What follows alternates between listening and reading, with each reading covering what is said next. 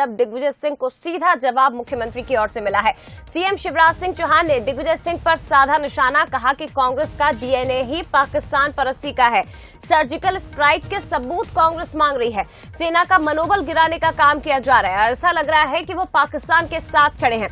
बता दें आपको, भारत जोड़ो यात्रा के दौरान पूर्व मुख्यमंत्री दिग्विजय सिंह का एक वीडियो सामने आया जब उन्होंने एक बार फिर सर्जिकल स्ट्राइक पर सवाल खड़े किए और सबूत मांगा केंद्र सरकार से, जिस पर वो बीजेपी के निशाने पर आ गए हैं। वहीं मध्य प्रदेश से मुख्यमंत्री शिवराज सिंह चौहान ने उन्हें निशाने पर लिया और पलटवार करते हुए कहा है कि सेना का मनोबल गिराने का काम दिग्विजय सिंह कर रहे हैं और ऐसा लगता है कि वो पाकिस्तान के साथ खड़े हैं।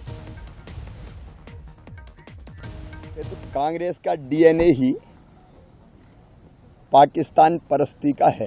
कभी सर्जिकल स्ट्राइक के सबूत मांगते हैं, कभी राम मंदिर, भगवान राम का अस्तित्व था कि नहीं था इसके सबूत मांगते हैं, कभी राम सेतु के सबूत मांगते हैं और दिग्विजय सिंह फिर सर्जिकल स्ट्राइक के सबूत मांग रहे हैं। ये सेना का मनोबल गिराने का पाप वो कर रहे हैं। पाकिस्तान के साथ वो खड़े हैं, ये दिखा रहे हैं। सेना का मनोबल गिराया जा रहा है।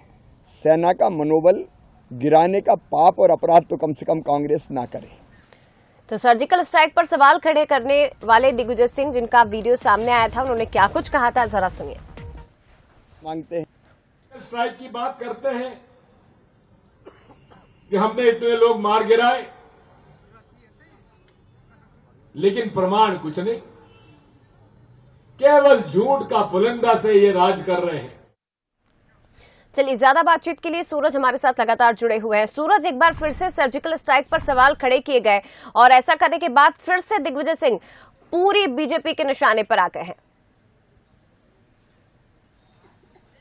देखिए, बिल्कुल भारत जोड़ो यात्रा के दौरान दिग्विजय सिंह एक बार फिर भारतीय जनता पार्टी के निशाने पर और खासतौर से सर्जिकल स्ट्राइक को लेकर फिर से सबूत मांगे गए हैं। शायद यही कारण है कि मुख्यमंत्री शिवराज सिंह चौहान ने पलटवार करते हुए दिग्विजय सिंह पर निशाना साधा और कहा है कि जो कांग्रेस का डीएनए है वो पाकिस्तान परस्ती है। और जिस तरीके से दिग्विजय सिंह का बयान आया है, इससे साफ अंदेशा लगा सकता है कि वो पाकिस्तान के साथ खड़े हैं। ये वही दिग्विजय सिंह हैं जिनके शासनकाल में मध्य प्रदेश में सिमी जैसे आतंकी संगठन ने अपना गढ़ बनाया था और आज वो पाकिस्तान की परस्ती कर रहे हैं। कहीं ना कहीं वो मध्य देश के साथ नहीं बल्कि पाकिस्तान के साथ खड़े हुए नजर आ रहे हैं। हालांकि दिग्विजय सिंह के इस बयान के बाद कांग्रेस जरूर उनसे पल्ला झाड़ते हुए नजर आ रही है और दिग्विजय सिंह अलग थलग पड़े हुए नजर आ रहे हैं। शायद यही कारण है कि बयान के तुरंत बाद ही जयराम रमेश ने ट्वीट करके कहा था कि ये बयान दिग्विजय सिंह का निजी विचार है, पार्टी की कोई लाइन नहीं है, पार्टी का इस बयान से कोई लेना नहीं है। और वही कारण है कि अब भारतीय जनता पार्टी को दिग्विजय सिंह के निशाने पर लगातार आ रहे हैं और यही कारण है कि मुख्यमंत्री ने स्पष्ट तौर पर कहा है कि दिग्विजय सिंह या उनका कांग्रेस का डीएनए है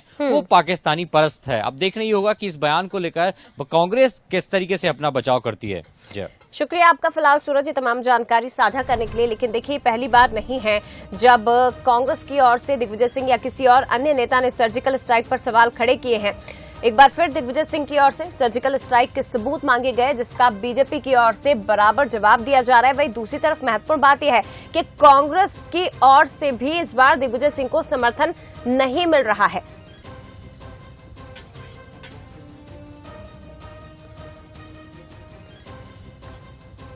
बता दें आपको कि एक बार फिर दिग्विजय सिंह ने 2016 में हुए सर्जिकल स्ट्राइक पर सवाल खड़े किए। दरअसल जम्मू में वो थे। भारत जोड़ो यात्रा जो कि अपने अंतिम पड़ाव पर है, जम्मू में इस वक्त है और ऐसे में सरकार ने अब तक सर्जिकल स्ट्राइक का सबूत नहीं दिया है, ये कहना है दिग्विजय सिंह का। केंद्र सरकार सर्जिकल स्ट्राइक के बारे में बात नहीं करती, कितने लोग मार गिराए हैं, लेकिन अब तक सबूत नहीं दिया है। चलिए, हमारे साथ फोनलाइन पर राजनीतिक मेहमान जुड़ गए हैं। पंकज जी बीजेपी से जुड़ गए हैं, पंकज चतुर्वेदी जी बीजेपी प्रवक्ता।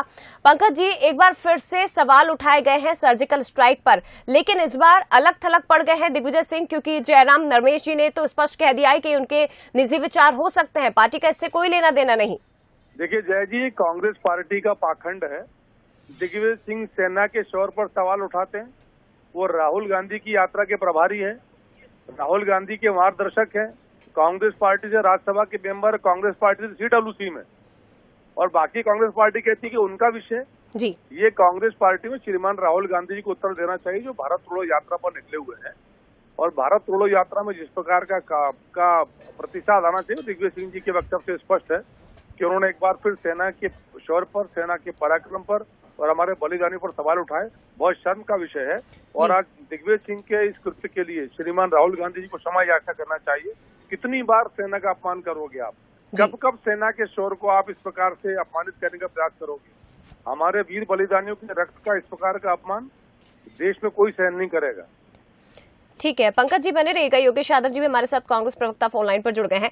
योगेश जी, कांग्रेस राष्ट्र हित में सैन्य कार्रवाई के पक्ष में है, दिग्विजय सिंह के व्यक्तिगत विचार हो सकते हैं, ये ट्वीट है जयराम रमेश जी का। तो क्या दिग्विजय सिंह कांग्रेस से अलग है क्या? क्यों आखिर उनके मत अलग जाते हैं और पार्टी के विचार अलग जाते हैं, जबकि ऐसे समय में देश को एकजुट रहने की जरूरत होती है? अव्वल तो मैं पहले ये स्पष्ट कर दूं आपको कि सेना हमारा स्वाभिमान है। सेना के जवान भगवान की मानिंद है और सेना के गौरव की गाथा इतिहास में दर्ज है। और हमें इस बात का बहुत गौरव है कि कांग्रेस के शासनकाल में सेना की मजबूती के कारण हमने पाकिस्तान का युद्ध जीता, चाइना से लड़ाई लड़ी और सेना ही हमारा स्वाभिमान है। और जहां तक दिग्विजय सिंह जी के मत का अभिप्राय है, उनका मत का अभिप्राय सेना के खिलाफ या सेना सैनिकों के लिए कभी नहीं रहा और ना सैनिकों के संदर्भ में कहा। वो सरकार की नीतियों पर टिप्पणी कर रहे थे। और दूसरी बात मैं स्पष्ट कर देना चाहता हूं कि सरकार की नीति में यदि अस्पष्टता रहेगी तो हमारे सैनिक जो जवान हैं वो उनका जीवन सांसत हो जाता है, खतरे में आ जाता है।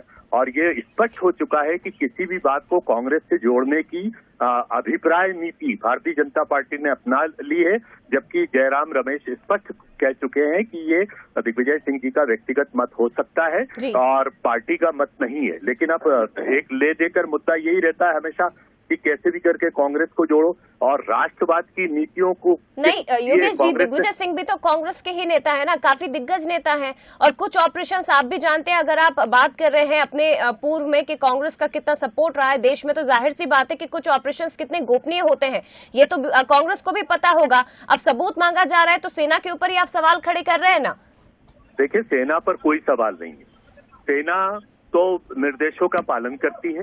सैनिक जवान, सैनिक ऑफिसर्स उस नीतियों का पालन करते हैं जो सरकार की तरफ से तय किए जाते हैं। सेना के जांबाज उस पर कभी प्रश्न चिन्ह नहीं है। हमने सिटी 2 की जो लड़ाई लड़ी थी चाइना से, बहुत कम हमारे सैनिक थे, जांबाज सैनिक थे। उसके बाद भी हमने चाइना को ठिकाने लगाया, पाकिस्तान को 2-3 मरतबा ठिकाने लगाया। मां इंदिरा जी के शौर्य को कोई भूल नहीं सकता। योगेश जी जवाब ले लेते। Pankaj ji, last reaction sir. देखिए जय जी, ये कह रहे हैं दिग्विजय सिंह जी का व्यक्तिगत बयान है और दूसरे कह रहे हैं उन्होंने सेना का अपमान नहीं किया। तो यदि सेना का अपमान नहीं किया तो फिर व्यक्तिगत बयान क्यों? तो कांग्रेस स्वीकार ना कि दिग्विजय सिंह का बयान कांग्रेस का बयान। मैंने सीधे कहा था कि ये कांग्रेस का पाखंड है कि एक और दिग्विजय सिंह सेना का अपमान करें और दूसरी ओर कांग्रेस के लोग उसको कवर करें, मेकअप करें। शर्म आना चाहिए, इनको क्षमा यात्रा करना चाहिए। उसकी वजह ये पैरवी कर रहे हैं दिग्विजय सिंह जी की। लानत का विषय जिस प्रकार का घटिया बयान दिग्विजय सिंह ने दिया है, ये कांग्रेस का षड्यंत्र देश की सेना के अपमान करने का, यहीं पकड़ में आ गया। ये कह रहे हैं दिग्विजय सिंह का व्यक्तिगत बयान है, ठीक, और कह रहे हैं कि उन्होंने सेना का अपमान नहीं किया। जब अपमान नहीं किया तो फिर व्यक्तिगत बयान कैसा? ठीक है, कांग्रेस ने तो खुद उनके बयान से खुद को अलग कर लिया है। फिलहाल शुक्रिया आपका पंकज जी। इसके साथ ही योगेश जी, आपका भी बहुत धन्यवाद बातचीत के लिए सर।